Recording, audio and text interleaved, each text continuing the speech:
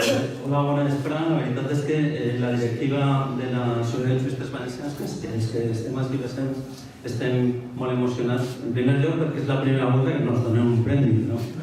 És una cosa d'agrair, i sobretot perquè el motiu, és a dir, és molt important molta representació d'associacions, institucions, polítics, que esteu així, en nosaltres, en una persona com Òscar Rueda, premiat en molts motius també, i molts amics que estem així, gent de la Barcelona, de molts partits polítics que s'han implicat en defendre aquesta competència que tenim el nostre estatut i que inexplicablement des del nostre punt de vista no se'ns reconeix en la pràctica des de fa ja 2 anys. En primer lloc, considerem que aquest Premi Senyera és un premi també, com he comentat, per a totes les entitats, institucions i persones que han recolzat d'una manera efectiva la voluntat de tornar a fer lleis civils valencianes, el que és una mostra que els valencians valorem el nostre autogovern i el nostre estatut d'autonomia. La defensa de la nostra bandera i de la nostra capacitat de fer lleis civils, que al final simplement són els nostres furs actualitzats, sempre han unit al valencianisme. Com dia Faustí Barberà, il·lustre valencià de Alaquàs, i la senyera estima, a València estima. I també Barberà, en el discurs Regionalisme i valentinicultura, pronunciat, com sabeu, en la seu del Rat Penat en l'any 1902, deia: els valencians no podem oblidar que un cesarisme despòtic donà el cop de mort a nostres institucions seculars i a nostra autonomia en aquell maleït decret del 29 de juny de 1707, el decret de nova planta. En efecte, la societat civil valenciana, el municipalisme valencià, d'una manera digna, units, com fem poques voltes els valencians, però quan ho fem, i en una espenta d'àmbit transversal per damunt d'ideologies, províncies i idiomes, hem demanat als diputats de les Corts Valencianes que inicien la reforma constitucional per recuperar el nostre dret civil. Aquest és el moment en què estem, és a dir, portem treballant pràcticament 2 anys i mig, com ha comentat la presentadora, portem en aquest moment ja 274 ajuntaments que pràcticament representen el 90% dels ciutadans valencians, portem un gran recolzament d'associacions civils molt significatives, però en aquest moment que ja hi ha clarament una majoria social i una majoria municipalista a favor de que els valencians tornem a tindre el nostre dret civil, és el moment d'actuar. Nosaltres el que intentem fer és la dimensió jurídica. És un terme que va utilitzar en el seu moment Òscar Rueda, que ens agrada molt, i al final el que intentem des de l'Associació de Juristes Valencians és defendre els interessos dels valencians des d'una perspectiva exclusivament jurídica, evitant la política, evitant el partidisme, perquè al final nosaltres el que volem és la nostra fulla de ruta, que és òbvia i clara, recuperar la competència per a que s'utilitzi en les Corts Valencianes en funció de la majoria política i social que tens en cada moment, que se faci realitat aquesta competència. Els socis de l'associació són bàsicament advocats, professors universitaris, i és un motiu d'orgull en aquest moment, després de 4 anys llargs de treball, que tenim una estructura en moltes comarques valencianes. Sempre intentem fugir de fer coses en la ciutat de València, perquè els valencians som molt més que la ciutat de València. Si ens quedem en la ciutat de València, sentim coses com alicantinos, castellonenses, valencianos, com si foren coses diferents. Nosaltres fem coses en les diferents comarques valencianes, comarca de la Plana, del Maestrat, de l'Alcoià, tenim presència de socis en aquestes comarques, i la veritat és que el que estem intentant és difondre la utilitat de la competència valenciana en dret civil. Fem molts actes, per exemple, en Alcoi, en Elx, en Benicarló, en Benicarló, en Borriana, en Castelló, en Villena, en Riola, en Favara. En definitiva, fem coses molt senzilles que són de divulgació en quant a la utilitat de tindre aquest dret civil que tenen altres 6 territoris espanyols. Estem parlant que el dret civil valencià, el dret civil propi que nosaltres tenim en l'Estatut, altres territoris ho tenen. Estem parlant de que 15 milions d'espanyols tenen dret civil propi. No passa res. És a dir, mai en Espanya ha existit uniformització legislativa absoluta. N'hi ha hagut intents, però els únics intents que s'han fet bé han sigut contra nosaltres. De la resta, ningú l'ha exercit bé. Els catalans tenen el seu dret civil, els aragonesos tenen un dret civil extraordinàriament complet i desenrotllat, els mallorquins, els navarros, els bascos, inclús els gallecs, que en realitat en l'època foral pràcticament tenim institucions diferents de les castellanes. Nos definim els socis de l'associació de juristes valencians com a valencianistes, apartidistes i desgraciadament considerem que els valencians estem discriminats respecte a altres ciutadans espanyols. L'origen d'aquesta discriminació vostès ja els coneixen. Lo hem de situar en la Guerra de Successió, després de la batalla almansa, quan Felip V anul·là el nostre fus. I a banda també va desgregar del nostre regne el poble, la ciutat de Caudet.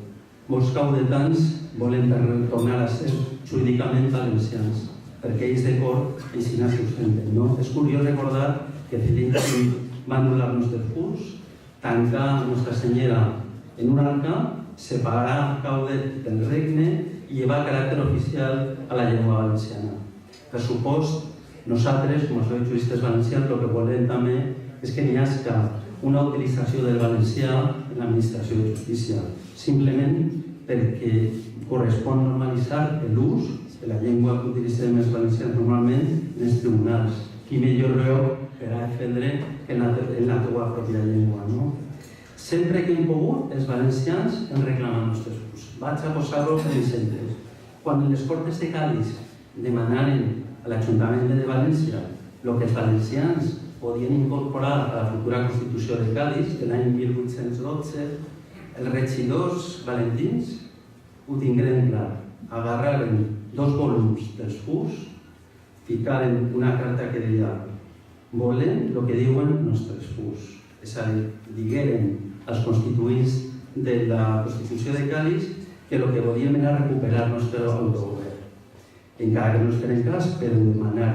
Sempre que hem pogut, hem demanat. En tots els estatuts d'autonomia, els esborranys, els projectes de estatut d'autonomia, sempre s'ha demanat aquesta competència.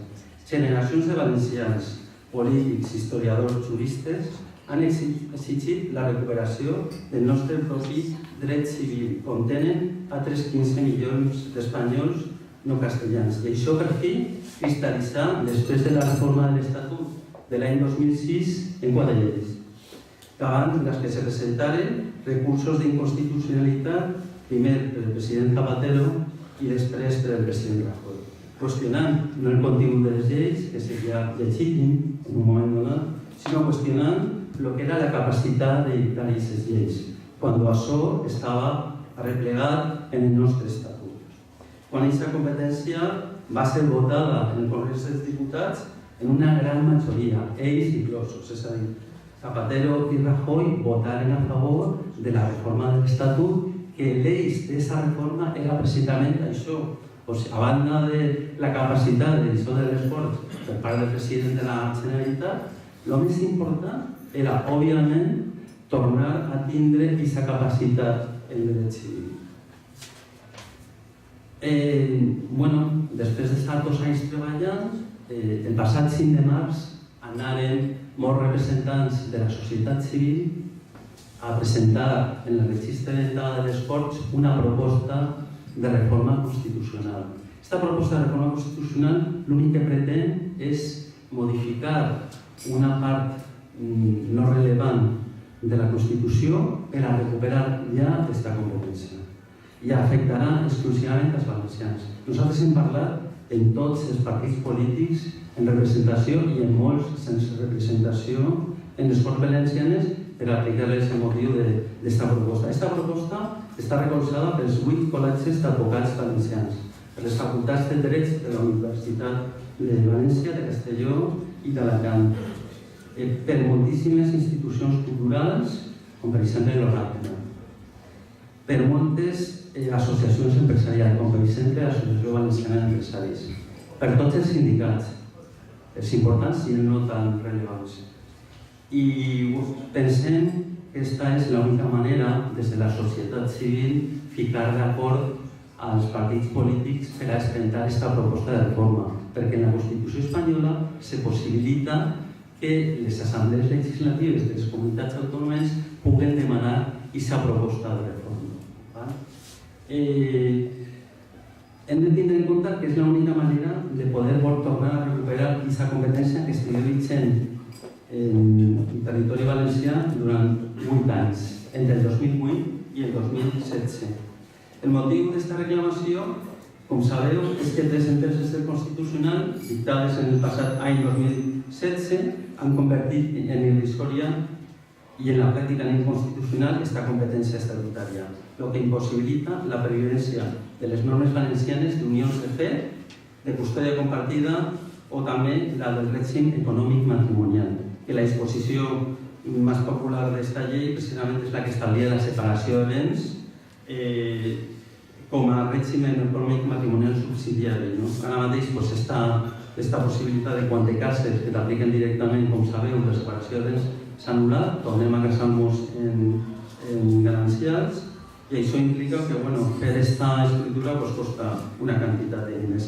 Al final el que volem són normes útils per als ciutadans, com per exemple ens podria servir aquesta competència per a tindre un dret successori més adequat al moment actual, per exemple, per a tindre el que coneguem tots com el testament de l'operacle, que segur que molts de vosaltres, quan aneu al notari, penseu que estem donant-li els béns a la teua parella, però resulta que no, que se t'està aplicant el Codi Civil i en la pràctica aquesta possibilitat no és real.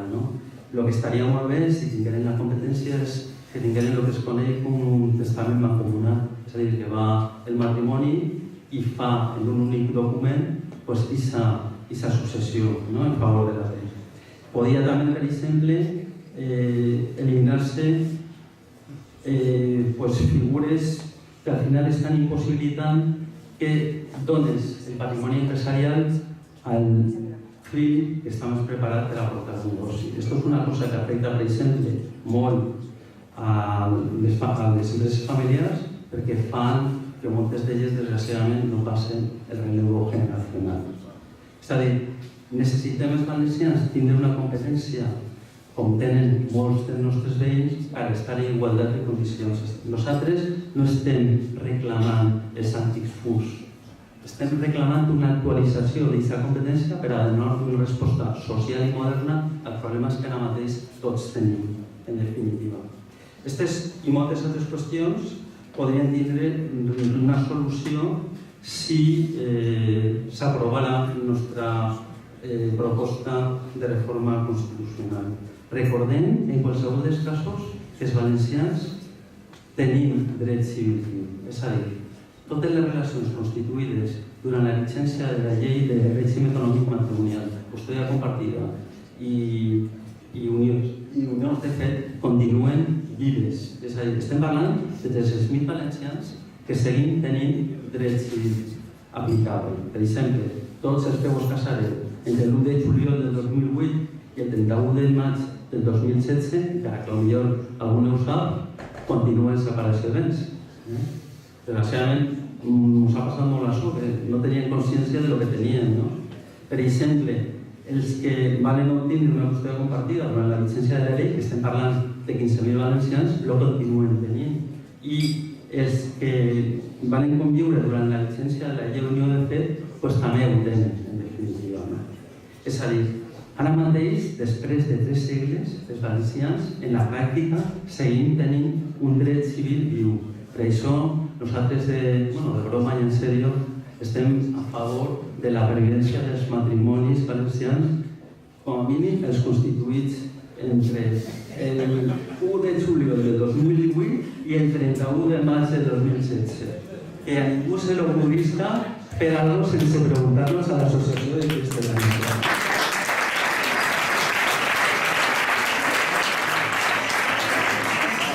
Són exemples vius de la competència.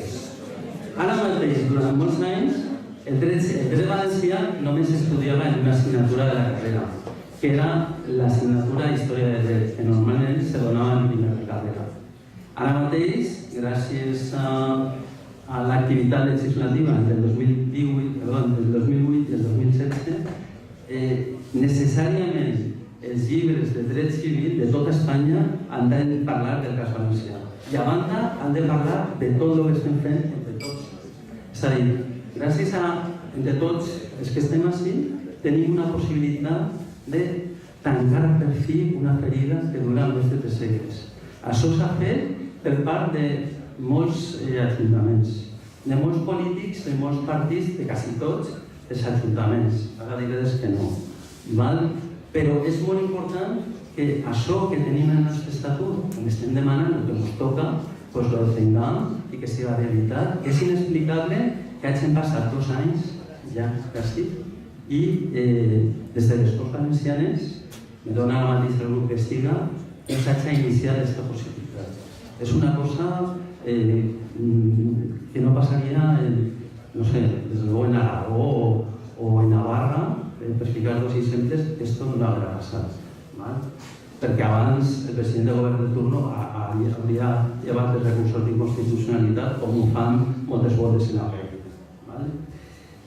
Des de l'associació volem donar gràcies als 274 ajuntaments i a tots els colors polítics de totes les comarques, alguns molt significatius com Requena, com Villena, com Oriola, com Vinaròs, és a dir, com ells, com Alacant, pobles que no us penseu que estan per defendre aquesta competència i sí que ho fan. Per un argument històric, però sobretot per un argument modern, perquè ens serveix ara mateix a nosaltres, per a solucionar els nostres problemes que tenim ara. Això és el que ha de ser el valencianisme, solució per als problemes actuals, si no, no serveix per res. Llavors, nosaltres, gràcies a molts regidors, hem aconseguit aquest recolzament. Només hem tingut 2 excepcions greus. El grup de Ciudadanos en Castelló, desgraciadament la ciutat de Castelló no ha demanat la reforma constitucional per recuperar el dret civil valencià. No pot que, en realitat, tots els grups municipals estan a favor, excepte Ciudadanos de Castelló. En Castelló, pel reglament de règim intern que tenen allí, és necessari que tots els grups municipals recolzen qualsevol tema que consideren que és extramunicipal, i ho considerem que era un tema extramunicipal, quan afecta, òbviament, a tots els ciutadans de la ciutat de Castelló, però bueno, i el grup de Ciudadanos en Castelló no vol recolzar aquest tema. I l'altre cas ha sigut el de la CUP. La CUP té presència en Pedreguer, les candidatures d'Unitat Popular. En els 2 casos se van extindre, però clar, per a nosaltres esto se pot interpretar de moltes maneres. Òbviament, tindre una senya d'identitat tan forta com és a tindre un dret civil propi, a lo millor a alguns partits que tenen projectes polítics que estan contra la Constitució no ens agrada.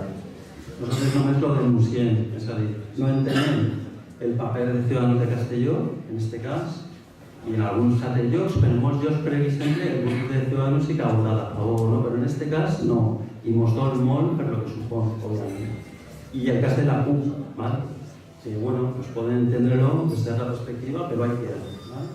Necessitem recuperar la competència en la pràctica, simplement per atendre el mateix que tenen alguns líders polítics, com per exemple Mariano Rajoy. Ell té un dret civil gallec. O per exemple Albert Rivera. Ell té un dret civil català. O Santiago Abascal. Ell té un dret civil d'Àraba. Nosaltres volem el mateix. Esto no té res a veure en projectes nacionalistes, res. És una cosa històrica que ha acabat en un dret civil propi en molts casos. En nostra opinió, no són valencianistes els diputats dels Corts Valencians que no voten a favor de l'inici de la reforma constitucional, perquè estan anant contra el que diu el nostre estatut i ja hem fet massa per aquesta situació canvi realment. Per això, nosaltres demanem a tots els diputats dels 5 grups que voten a favor d'aquest inici de la reforma constitucional com a via per a poder tornar a tindre una llei d'unions de fets, una llei successòries, una llei de qüestió compartida, si així ho decidís les Corts Valencianes o qualsevol altra llei. I per això és tan institut. Els nostres diputats no poden actuar d'esquenes als valencians, a la societat civil i als ajuntaments.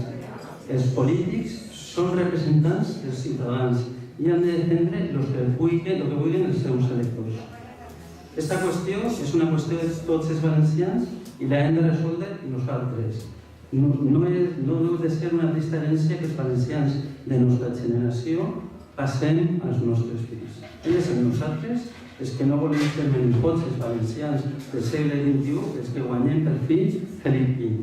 I per a fer-ho, les Corts han d'iniciar ja aquesta proposta de reforma. Les toca a tots vostès activament defendre el nostre estatut des de tots els àmbits. I només volia recordar-les una qüestió.